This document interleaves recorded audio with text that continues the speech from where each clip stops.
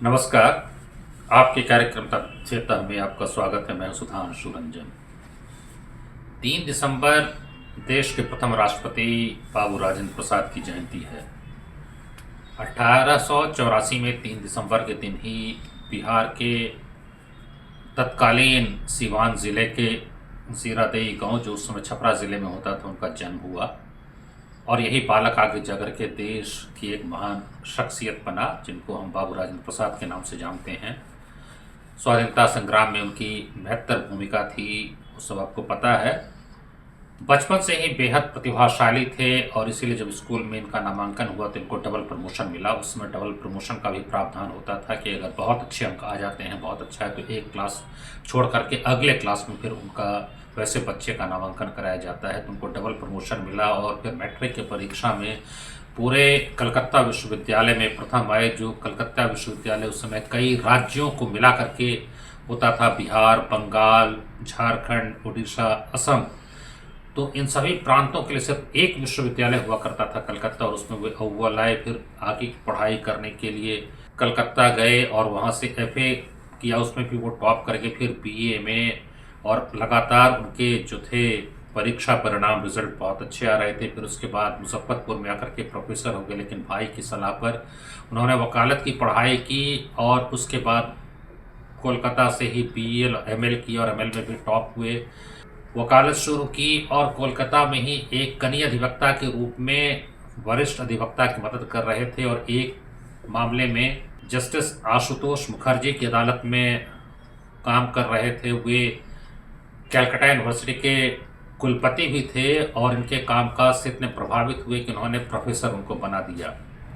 बाद में वे जब पटना में हाई कोर्ट की स्थापना हुई तो वापस आ गए पटना और वहाँ उन्होंने प्रैक्टिस शुरू की और उनकी प्रैक्टिस चल पड़ी। उस ज़माने में जो है काफ़ी प्रैक्टिस थी, लाखों की प्रैक्टिस कह सकते हैं।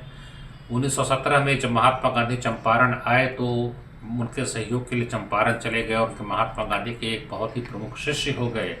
और बाद में जब 1919 में महात्मा गांधी ने असहयोग आंदोलन का नारा दिया तो उन्होंने अपनी प्रैक्टिस छोड़ दी, यानी लाखों की कमाई छोड़ करके स्वाधीनता संग्राम में कूद गए।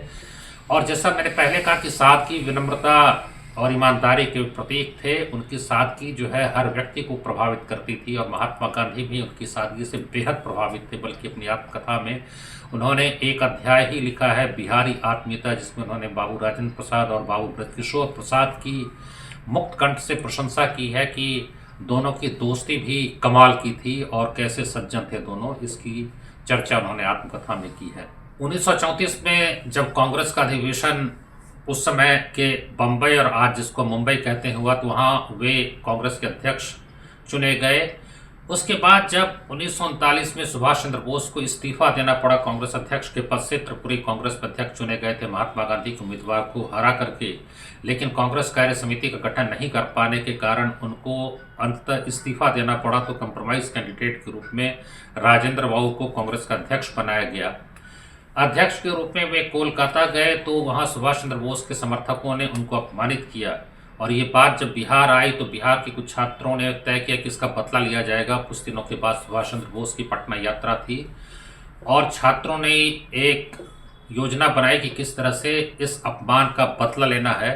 और ये बात जब राजेंद्र प्रसाद को पता चली तो उन्होंने इसकी निंदा की और एक बयान दिया जो कि उसमें अखबार के प्रथम पृष्ठ पर छपा था, mud cannot be washed by mud, कीचड़ से कीचड़ को साफ नहीं किया जा सकता है। और फिर वो पूरी योजना जो छात्रों की थी वो वहीं पर ख़त्म हो गई, वो बात आगे नहीं बढ़ी।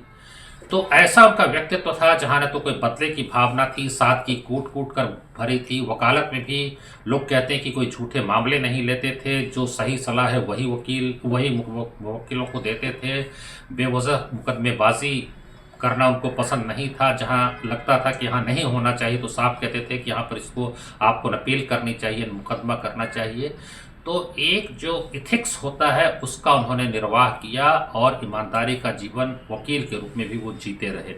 1946 को 9 दिसंबर को जब संविधान सभा का गठन हुआ तो प्रोटेम स्पीकर के रूप में सच्चिदानंद सिन्हा का चुनाव हुआ, क्योंकि वे सभा में सबसे बड़े उम्र के थे तो वे अस्थायी अध्यक्ष बनाए गए। और उसके 2 दिन के बाद बाबू राजेंद्र प्रसाद को संविधान सभा का स्थायी अध्यक्ष बनाया गया। और उसके रूप में संविधान बनाने में उनकी एक महत्तर भूमिका रही है, जिसको कि आज की पीढ़ी नहीं जानती। जैसा कि पहले भी कई बार मैं कह चुका हूं कि एक व्यक्ति डॉक्टर अम्बेडकर को सारा श्रेय दे दिया जाता है, इसलिए बाकी की चर्चा नहीं हो पाती है। लेकिन ग्रैनविल ऑस्टिन ने लिखा है कि अम्बेडकर को भी अधिकतर मौका राजेंद्र प्रसाद अध्यक्ष के रूप में देते थे, इसलिए वे बोल पाते थे। और भी बहुत सारे ऐसे संविधान में आपको जो प्रावधान है, उसमें जो राजेंद्र प्रसाद का योगदान है, उस पर विस्तृत चर्चा की जा सकती है। लेकिन संक्षेप में कहा जा सकता है, और जैसा कि फिर मैं कहूँगा कि ऑस्टिन कहा था, गैंग ऑफ फोर, जिसमें वो राजेंद्र प्रसाद, जवाहरलाल नेहरू, सरदार पटेल और मौलाना आज़ाद को रखते थे, कि इन चारों की बहुत बड़ी भूमिका थी संविधान को बनाने में। 15 अगस्त को भारत आज़ाद हुआ। इंडियन इंडिपेंडेंस एक्ट जो कि ब्रिटिश पार्लियामेंट ने बनाया था, उसके तहत और उसी एक्ट में संविधान सभा को डोमिनियन पार्लियामेंट में तब्दील कर दिया गया। यानी एक ही सदन था जो सुबह में पार्लियामेंट के रूप में काम करता था और उसके बाद जो है संविधान सभा के रूप में काम करता था। और इंटरिम सरकार में राजेंद्र प्रसाद को फूड मेंबर बनाया गया था, कृषि और खाद्य मंत्री, फूड एंड एग्रीकल्चर। उस समय मंत्री नहीं कहते थे इंटरिम सरकार में, लेकिन जब भारत आज़ाद हो गया तो उसके बाद मंत्री कहने लगे। और फिर जो है भारत को 26 जनवरी 1950 को गणराज्य यानी गणतंत्र बना दिया गया, जब भारत पूरी तरह से स्वतंत्र हो गया। 1947 15 अगस्त को तो भारत आज़ाद जरूर हुआ था, लेकिन उस समय भी डोमिनियन ही था, इसीलिए वाइस राय का पद बना हुआ था। पहले माउंट बेटन रहे और उसके बाद चक्रवर्ती राजगोपालाचारी एक भारतीय वाइस राय बने, और वाइस राय का मतलब होता था कि ब्रिटिश कैबिनेट का प्रतिनिधि। लेकिन उसके बाद 24 जनवरी को जब राष्ट्रपति के निर्वाचन का मसला आया, तो जवाहरलाल नेहरू ने राजेंद्र प्रसाद का नाम प्रस्तावित किया और सरदार पटेल ने समर्थन किया, और इस तरह से वे राष्ट्रपति निर्वाचित हुए। और उनको तत्कालीन फेडरल कोर्ट के मुख्य न्यायाधीश एच.एल. कानिया ने शपथ दिलाई। और जब इन्होंने शपथ ले ली तो फिर उन्होंने एच.एल. कानिया को सुप्रीम कोर्ट के चीफ जस्टिस के रूप में शपथ दिलाई, क्योंकि फिर फेडरल कोर्ट जो है वो समाप्त हो गया और 26 जनवरी को भारत पूरी तरह से गणतंत्र हो गया। ग्रैनविल ऑस्टिन ने अपनी पुस्तक, जो बड़ी चर्चित पुस्तक है Indian constitution cornerstone of a nation, में लिखा है, जो जवाहरलाल नेहरू और राजेंद्र प्रसाद के बीच मतभेद की बात आती है, उसके बारे में शुरू में उन्होंने लिख दिया है कि जवाहरलाल नेहरू राजेंद्र प्रसाद को बहुत ही दकियानूसी मानते थे और उनको अपने से बहुत हीन भी मानते थे बौद्धिक रूप से। राजेंद्र प्रसाद 26 जनवरी को भारत को गणतंत्र बनाने के पक्ष में ज्योतिषीय कारणों से नहीं थे। उनको लगता था कि ग्रह नक्षत्र की स्थिति ऐसी नहीं है, इसलिए कोई और तारीख जो है चुनी जानी चाहिए। और इन सब कारणों से जवाहरलाल नेहरू मानते थे कि इनके विचार बड़े ही दकियानूसी हैं, आधुनिक नहीं हैं। जैसे ही राष्ट्रपति बने, उनकी सादगी फिर से सामने आई। वे नहीं चाहते थे कि राष्ट्रपति भवन जैसे विशाल भवन में वे जाए, क्योंकि वाइसराय के लिए बनाया गया था। इतना विशाल भवन किसी भी देश के राष्ट्राध्यक्ष या शासनाध्यक्ष का नहीं है।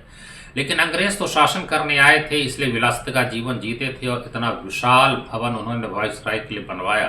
तो चाहते थे राजेंद्र प्रसाद कि वो कोई छोटे मकान में रहे। छोटे का मतलब बिल्कुल झोपड़ी नहीं है, क्योंकि मंत्री के रूप में भी एक बड़ा बंगला उनको मिला हुआ था। लेकिन जो विशाल, जो ऐसे शायद 10, 20, 30 बंगलों को ही मिला दिया जाए तो राष्ट्रपति भवन जो है नहीं हो पाएगा, उससे भी बड़ा है, जिसमें कि 300 से अधिक कमरे हैं।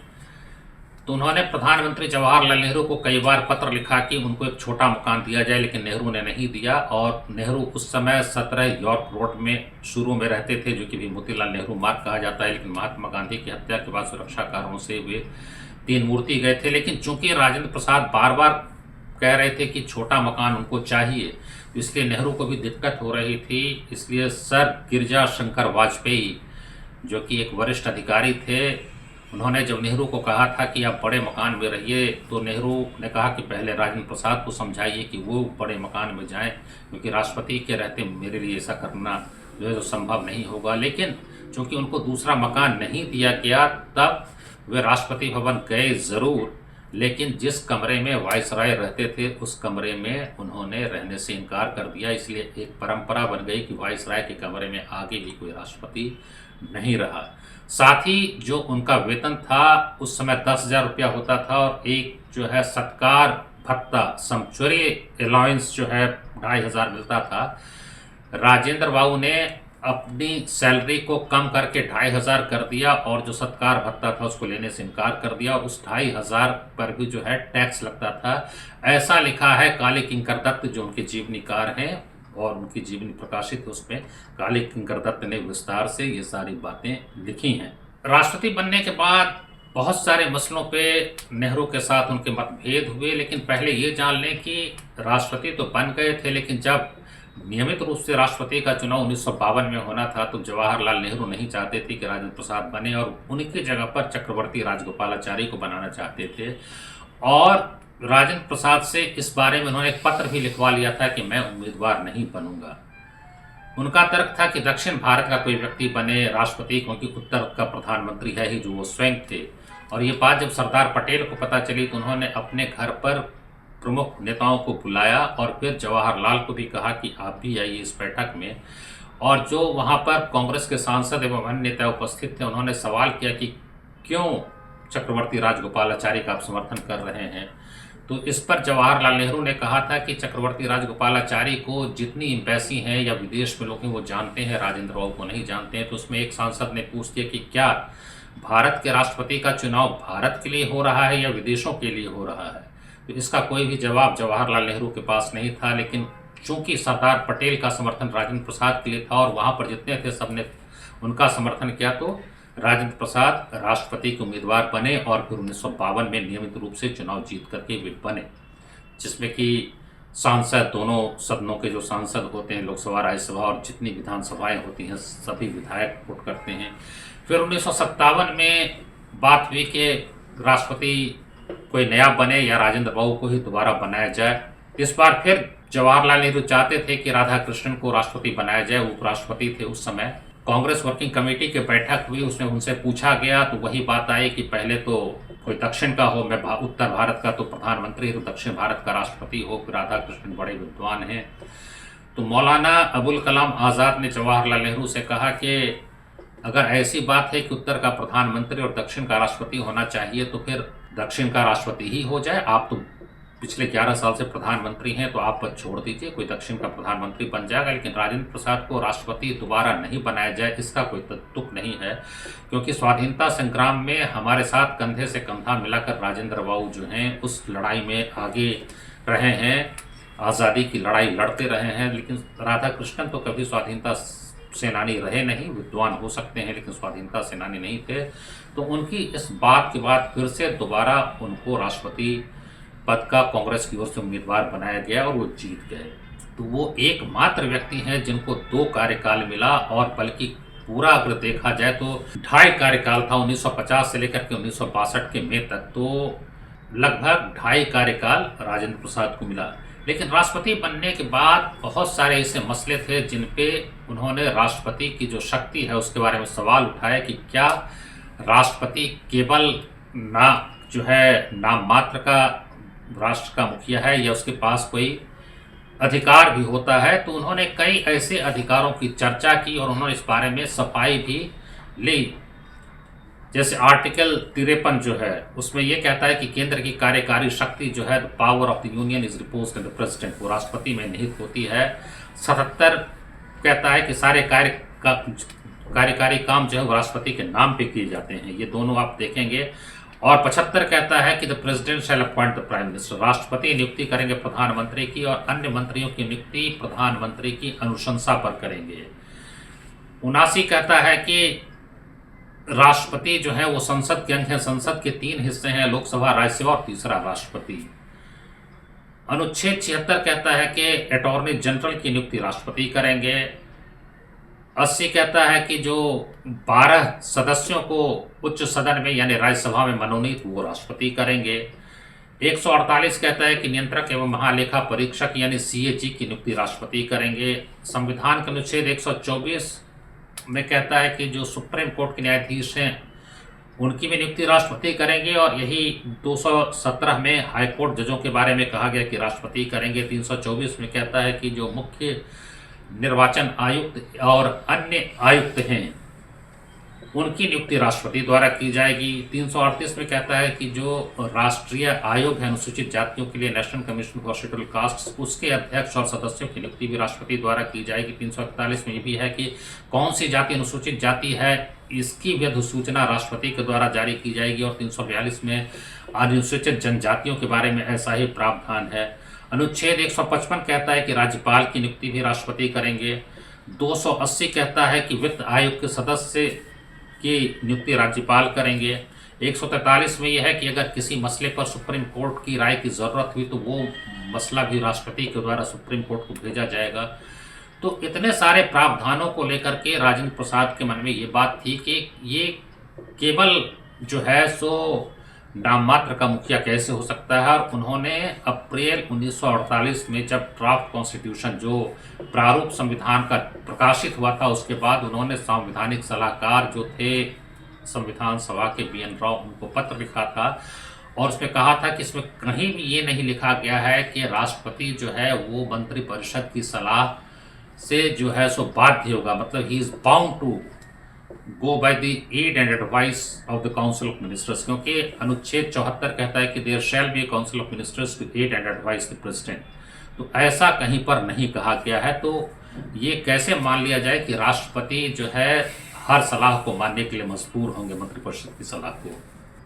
इस बारे में फिर ग्रैंडवेल ऑस्टिन ने Indian constitution cornerstone of a nation में ये लिखा है कि राजेंद्र प्रसाद जो है सारे प्रावधानों का शाब्दिक अर्थ लगा रहे थे, literal construction of these articles कर रहे थे, क्योंकि ये बात कई बार संविधान सभा में बहस में भी आई थी कि जैसे ब्रिटेन का राजा होता है वही स्थिति भारत के राष्ट्रपति की होगी। और अल्लादी कृष्णा स्वामी अय्यर ने संघ लोक सेवा आयोग के अध्यक्ष और सदस्य की नियुक्ति में ये साफ कर दिया था कि जो मंत्रिपरिषद की सलाह है वो राष्ट्रपति को माननी पड़ेगी। लेकिन उन्होंने फिर 8 अगस्त 1948 को एक दूसरा पत्र BN राव को लिखा और उसमें उन्होंने ये सवाल उठाया कि अगर कोई राज्य विधानसभा द्वारा पारित विधेयक को राज्यपाल सहमति न दे करके उसे राष्ट्रपति के पास भेज देता है तो क्या राष्ट्रपति मंत्रिपरिषद की सलाह मानने को बाध्य है। क्योंकि अगर मान लीजिए कि केंद्र में और राज्य में एक ही पार्टी की सरकार है और अगर राष्ट्रपति को सलाह माननी ही पड़ेगी तो फिर इस प्रावधान की ज़रूरत क्या है, ये प्रावधान बेमानी हो जाता है। तो फिर तो राष्ट्रपति को रेफर करने का कोई मतलब नहीं रह जाएगा। अब जो 2 चिट्ठियाँ इन्होंने लिखी, इस कारण से संविधान सभा की प्रवर समिति जो ड्राफ्टिंग कमेटी थी उसने अनुशंसा की कि एक इंस्ट्रूमेंट ऑफ इंस्ट्रक्शंस बनाया जाना चाहिए राष्ट्रपति और राज्य में राज्यपालों के लिए, ऐसा ग्रैंडवेल ऑस्टिन ने लिखा है। और भी कई सारी पुस्तकों में ये बातें आई हैं। शिवा राव की भी पुस्तक में है फ्रेमिंग ऑफ इंडियाज कॉन्स्टिट्यूशन, और उसमें ये हो जाएगा कि राष्ट्रपति और राज्यपाल जो है सलाह मानेंगे और नहीं मानेंगे तो फिर उनको हटाया भी जा सकता है महाभियोग के जरिए। और उसी समय जो है आसिफ अली जो राज्यपाल थे उड़ीसा के, उन्होंने भी नेहरू को पत्र लिखा था कि क्या वे मंत्रिपरिषद की हर सलाह या विधानसभा के हर विधेयक पर दस्तखत करने को बाध्य हैं, भले वो संविधान के खिलाफ जाता हो, क्या ऐसा करना जो है उनकी मजबूरी होगी। तो ये सारी बातें उस समय राजेंद्र प्रसाद ने उठाई थी। हालांकि आपको ये भी पता देना समीचीन होगा कि राजेंद्र बाबू ने अपनी आत्मकथा में लिखा है कि जब इंटरिम सरकार, जो अंतरिम सरकार 2 सितंबर 1946 को बनी थी, तो उसमें उन लोगों को शपथ लेनी पड़ी थी सम्राट, ब्रिटिश सम्राट के प्रति, उनके प्रति वफादारी की शपथ थी। और शपथ लेने के पहले बहुत बहस हुई थी कि चूंकि हम लोग ब्रिटिश साम्राज्य के खिलाफ ही लड़ रहे हैं, फिर उसी सम्राट के प्रति वफादारी की शपथ लेने का क्या अर्थ होता है। और राजेंद्र प्रसाद ने आत्मकथा में लिखा है कि फिर हम लोगों ने ये निष्कर्ष जो है निकाला, इस पर निष्कर्ष पर पहुँचे कि वहाँ भी ब्रिटेन में मान लिया गया है कि राजा के पास कोई अधिकार नहीं होता है, और अगर मंत्रिमंडल जो है राजा को उसका डेथ वारंट, मृत्यु का वारंट भी भेज देता है तो राजा को उस पर दस्तखत करने के अलावा और कोई उसके पास विकल्प नहीं होता है। तो इसीलिए ये सिर्फ नाम मात्र का जो है सो एक संस्था राजा की है, इसलिए शपथ लेने में कोई दिक्कत नहीं है।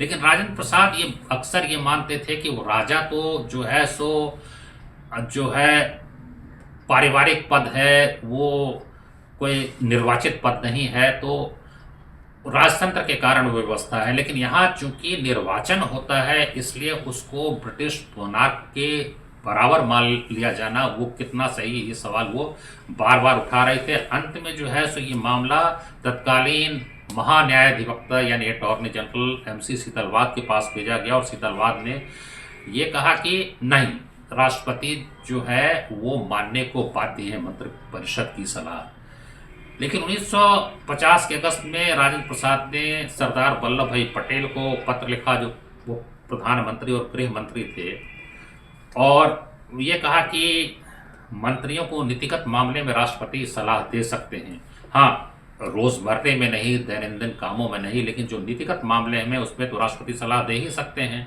उन्होंने ये भी कहा कि जो नियंत्रक और महालेखा परीक्षक होता है CAG या फिर मुख्य चुनाव आयुक्त, वो ये लोग रिपोर्ट करते हैं सीधा राष्ट्रपति को, और उसके बाद अपनी रिपोर्ट संसद में देते हैं। इसलिए राष्ट्रपति का कुछ तो अधिकार होता है।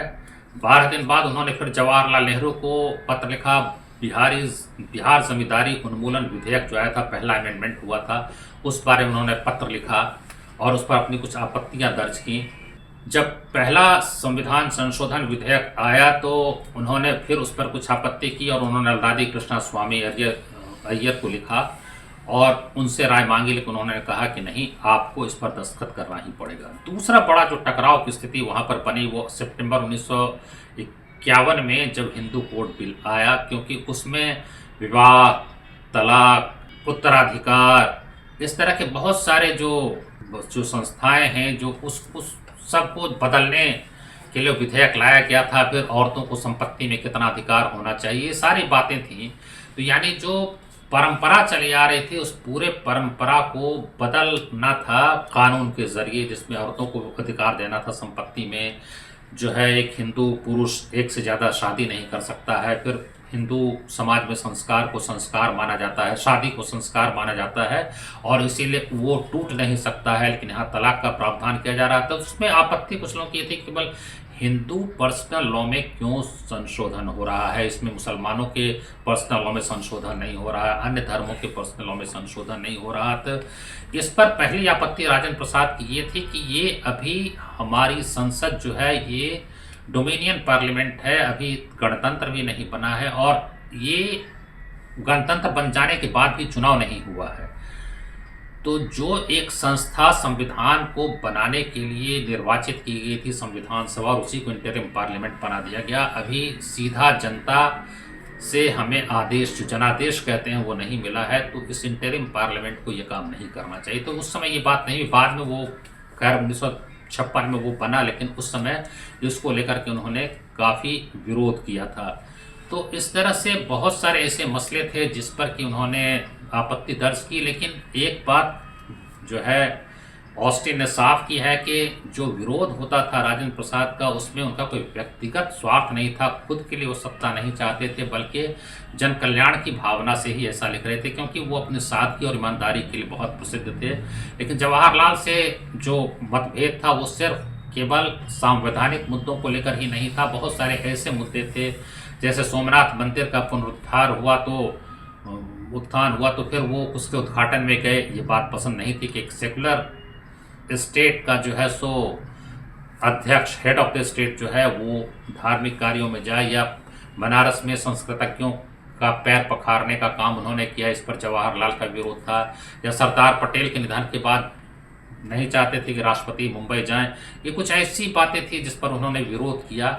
लेकिन ये माना जाता है कि जवाहरलाल ने सहयोग नहीं किया राजेंद्र प्रसाद के साथ, और जब एक बार काफ़ी सख्त बीमार पड़ गए थे राष्ट्रपति रहते हुए, और ऐसा लगा कि शायद वे बच नहीं पाएंगे, तो वो नहीं चाहते थे कि दिल्ली में कोई अच्छी जगह पे जो है सो उनका अंतिम संस्कार हो। तो उन्होंने उस समय लाल बहादुर शास्त्री को भेजा था। तो एक दूर में खोज करके उन्होंने जगह निकाली, और संयोग से ये वही जगह है जहाँ आज लाल बहादुर शास्त्री की समाधि है, विजय घाट। वहाँ पर उनको दूर में खोज कर, लेकिन राजेंद्र प्रसाद का निधन नहीं हुआ, और जब वो अपना कार्यकाल पूरा उन्होंने कर लिया तो दिल्ली में उनको रहने का मकान भी प्रधानमंत्री नेहरू ने नहीं दिया। तो फिर उनको जाकर के पटना में सदाकत आश्रम में रहना पड़ा।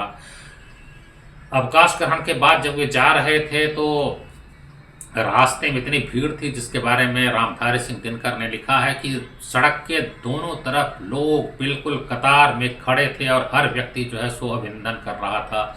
इतना सम्मान भविष्य में किसी और राष्ट्रपति को मिलेगा या नहीं मैं नहीं कह सकता, शायद इतना सम्मान किसी और राष्ट्रपति को नहीं मिले। इतना सम्मान यानी वो राष्ट्रपति भवन से दिल्ली स्टेशन तक, नई दिल्ली स्टेशन तक जो स्पेशल ट्रेन के लिए जा रहे थे, पूरे रास्ते लोगों की भीड़ थी।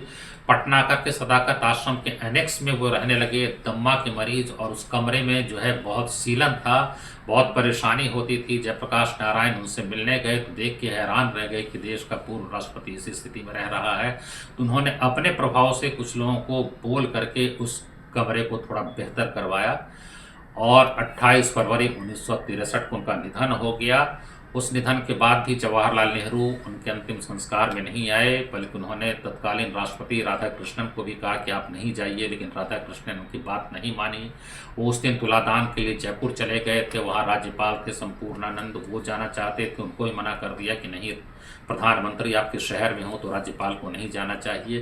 तो ये सारे कुछ ऐसे तथ्य हैं जिसको आपके सामने हमने रखा है, जो जिससे पता चलता है हर व्यक्ति के सोचने का ढंग क्या होता है। दोनों के बीच जो मतभेद थे, हालांकि राजेंद्र प्रसाद ने कभी भी नेहरू की व्यक्तिगत रूप से आलोचना नहीं की, और उनको अधिकतर लोग, जिसमें कई विदेशी पत्रकार भी हैं, विदेशी राजनीति में, उन्होंने वो भी कहते थे कि ऐसा संत राजनेता मिलना मुश्किल है।